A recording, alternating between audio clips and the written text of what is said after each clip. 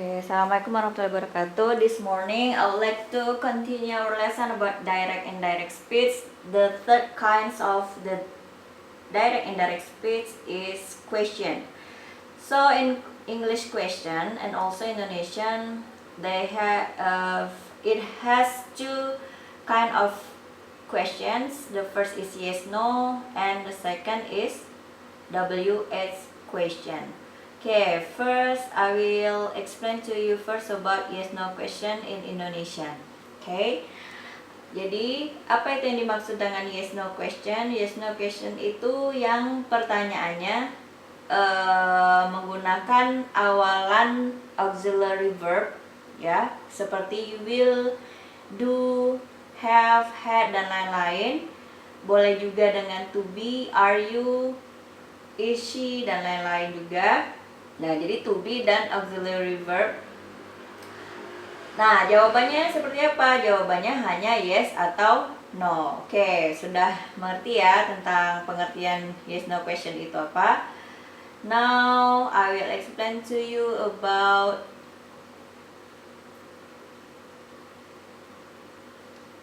the formula. Okay, the formula of yes no question in direct and indirect speech. Okay, like I told before, we use if or whether. Jadi if atau whether ini digunakan untuk menghubungkan antara introductory verb dengan reported atau reported statements-nya, ya, kalimat tidak langsung atau yang dinyatakan. Nah, dalam Indonesia artinya apakah? Kenapa apakah? Karena kan ini jenis kalimat tanya, otomatis kalau kita merubah ke kalimat tidak langsung, karena dia bukan menjadi kalimat tanya lagi, melainkan menjadi pernyataan biasa, maka kita harus menjelaskan bahwa ini merupakan kalimat tidak langsung dalam bentuk tanya. Jadi arti if atau whether itu adalah apakah. Nah, sedangkan tadi Miss bilang keterangannya waktu dan tensesnya tetap berubah. Oke, masuk ke contohnya. Misalnya directnya Ratna said, "Do you take your book?" Ratna berkata, "Apakah kamu mengambil bukumu?" Nah, ini kalimat tanyanya ya, kan awalnya pakai do. Kalau kita jawab, maka jawabannya yes, I do, atau no, I don't, atau I do not. Nah, maka kita sebelum mengubah ke kalimat indirectnya, kita lihat tensesnya. Ini adalah menggunakan do. Berarti apa tensesnya? Simple present ya. Simple present berubah menjadi apa kemarin? Berubah menjadi simple past ya.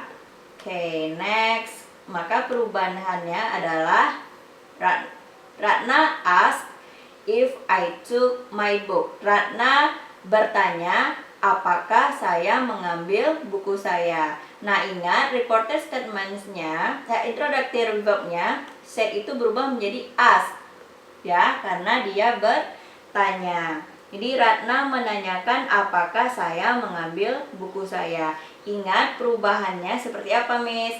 Nah, jadi setelah reported verb-nya langsung masukkan if. Setelah if yaitu subject. You itu berubah menjadi I karena dia bertanya pada kamu. Kamu itu kita ceritakan berarti ke kita dia ngomong, berarti you menjadi I. Nah, take ini kan kata kerja pada simple present, maka pada simple past tense berubah menjadi took. Nah, karena dia bilang your book, maka juga menjadi my book. Maka artinya tadi Miss ulangi, Ratna bertanya apakah saya mengambil buku saya. Ingat, tidak ada lagi tanda tanya di akhir kalimat karena perubahan direct itu menjadi kalimat statement atau biasa. Nah, ingat ini simple past tense. Seperti di awal Miss bilang, tenses harus hafal. Oke, next kita masuk ke contoh yang kedua. Nah, directnya Ratna told, is she happy now?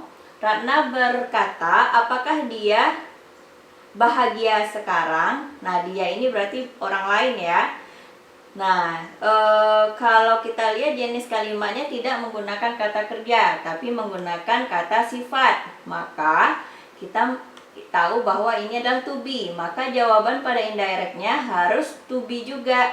Tapi kita harus tahu ini jenis kalimatnya apa, tensesnya. Karena dia pakai is she happy now, maka tentunya punya present juga. Simple present berubah menjadi past tense. Maka indirectnya menjadi Ratna asked if she was happy then. Nah, ingat she-nya tetap karena orang ketiga ya yang dia tanyakan. Nah, if-nya jangan lupa, lihat is jadi to be-nya berubah menjadi was, lalu keterangan waktu berubah menjadi then. Nah, itu dia perubahannya. Nah, jadi ingat ya, sekali lagi jenis dari yes no question itu menggunakan auxiliary verb dan juga menggunakan to be. Kalau dia ada kata kerja maka pakainya do, will, have ya dan lain-lain. Kalau dia pakainya kata sifat, kata keterangan waktu, kata keterangan tempat atau noun, maka kita gunakan to be. Oke, next. Come to the next slide. Nah, oke. Jadi yang kedua adalah bentuknya WH question. Nah, di sini Miss coret dulu ya. Harusnya di situ tulisannya WH question, belum Miss ubah, sorry. Oke. Peraturan kedua adalah perubahan direct indirect ke bentuk WH question. Apa itu WH question, Miss? Nah, ini juga kalimat tanya yang mana menggunakan kata tanya dimulai dengan W dan H. W itu apa saja? When, where, what, dan lain-lain. H itu adalah how. Nah, jawabannya gimana? Jawabannya tidak boleh yes no, karena ini bukan jawaban singkat, tapi jawaban yang butuh penjelasan. Contohnya, where do you go? Kemana kamu pergi? Kan nggak mungkin jawabannya ya saya pergi, tidak saya tidak pergi. Bukan seperti itu, tapi jelaskan. Jadi butuh reason ya if you want to answer WH question. Where do you go? I will go to my mother house. Nah, jadi kan butuh kalimat panjang atau penjelasan. Oke, udah jelas ya bedanya. Oke, sekarang Miss masuk ke direct indirectnya. Maka aturan WH question itu adalah apabila dalam bentuk WH question, maka penghubung yang digunakan adalah WH itu sendiri. Kalau misalnya di directnya where, maka di indirectnya juga where. Oke, sorry kepotong karena Miss pakai SLR, jadi memory cardnya masih low, jadi mati sendiri. Oke, kita masuk ke contohnya. Maka contohnya adalah yang pertama, Ratna ask what is her name. Ratna bertanya siapa namanya. Nah, yang akan perhatikan adalah di sini dia berarti pakai W questionnya what, ya. Maka lanjut yang kedua, kalian harus tahu ini nih tensesnya apa. Nah, kalau dia pakai is tentu punyanya simple present. Maka perubahannya apa? Ke simple past. Nah, oke, masuk ke perubahan. Tadi Miss bilang di awal bahwa yang menghubungkannya itu adalah kata tanya itu sendiri. Jadi jangan pula pakai if atau whether ya, karena ini bukan milik WH question. Maka menjadi jawabannya Ratna asked what her name was. Nah, her name-nya tetap karena kan orang lain ya yang kita sebutkan sesuai dengan yang Ratna sebutkan tadi, her name. Jadi ada orang ketiga. Nah, is ini tadi simple present, maka berubah jadi past menjadi was. Maka letaknya di akhir kalimat. Oke, Miss buat dulu simple past. Maka artinya apa? Ratna bertanya siapakah namanya. Nah, itu dia ya makna dari kalimat yang di atas. Nah, ingat tidak juga menggunakan tanda tanya di akhir karena dia menjadi pernyataan biasa. Oke, next contoh kedua adalah directnya Ratna said where does he live? Ratna berkata di manakah dia tinggal? Nah, jadi yang digunakan adalah where. Maka kita lihat tensesnya apa ini? Analisa dulu. Oh, pakai does. Berarti punyanya juga simple present. Maka berubah menjadi simple past ya. Oke, lanjut lagi ke perubahannya. Maka menjadi Ratna wonder where he live. Nah, where-nya ini di introductory verb. Seperti Miss bilang, karena dia berupa pertanyaan, maka dari kalimat direct indirect, kata introductory verb-nya juga berupa pertanyaan. Ratna bertanya atau mengira di manakah dia tinggal. Nah, jadi dasnya nggak ada lagi karena sudah menjadi kalimat pernyataan biasa atau kalimat positif, maka menjadi where he live. Langsung kata kerja kita rubah ke bentuk kedua. Kenapa nggak pakai did, Miss? Ya kalau pakai did nanya lagi jadinya kan. Nah tadi Miss ulangi lagi bahwa kalimat tanya itu berubah menjadi pernyataan. Kalau di rumus tensisnya dia di kalimat positif, atau kalau dia bertanyanya negatif maka jadi kalimat negatif. Intinya hanya menjadi pernyataan, tidak ada tanda tanya. Oke, sudah jelas ya. Miss hanya kasih dua contoh. Untuk perubahan tenses yang lainnya nanti kalian coba latihan sendiri. Yang penting sudah tahu perubahan tenses yang di awal Miss jelaskan. Oke, masuk ke introductory verbnya. Tadi Miss bilang pada direct indirect, kalau dia pakainya she said, she told pada directnya, maka perubahan introductory verbnya menjadi kalimat tanya boleh pakai she asked, he asked, atau she wanted to know, dan lain-lain, atau he wanted to know, ya.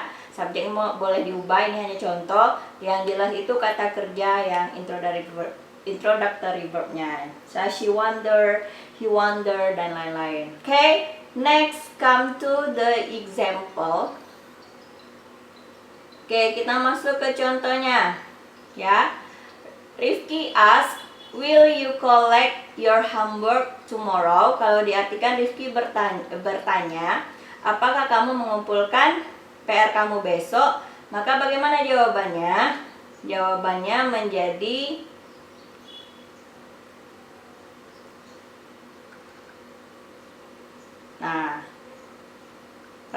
jawabannya menjadi Rifki ask. Nah, kalau dia will you berarti punyanya yes no question, pakai apa tadi? If atau whether. Miss pakai if. Jadi Rifki ask if I, karena dia pakai you di direct maka berubah menjadi I. If I would. Nah, will kan itu adalah future ya. Future berubah menjadi past future. If I would collect my homework. Tomorrow berubah menjadi the next day atau the following day. Nah, itu dia perubahan pada kalimat ini. Yang pertama. Sekarang kita masuk ke yang kedua. Nih, Miss zoomkan ya.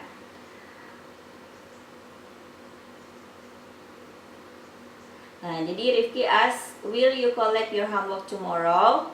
Menjadi Rifki ask if I will collect my homework the next day. Nah, itu perubahannya. Oke, masuk ke yang WS question. Pertanyaannya adalah, when did you visit your grandma? Artinya Rizky bertanya, kapankah kamu mengunjungi nenekmu? Katanya itu dia ya. Nah, kita lihat sebelum merubahnya yang digunakan pakai when, maka yang menjadi penghubung adalah when itu sendiri. Terus kita lihat tensesnya, di sini pakai did. Oh, did ini punyanya past tense, maka perubahannya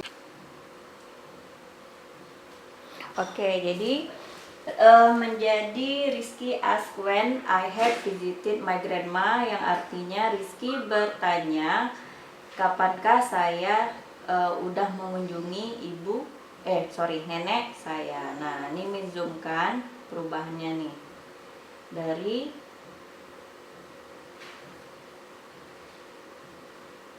ya, perubahannya nih.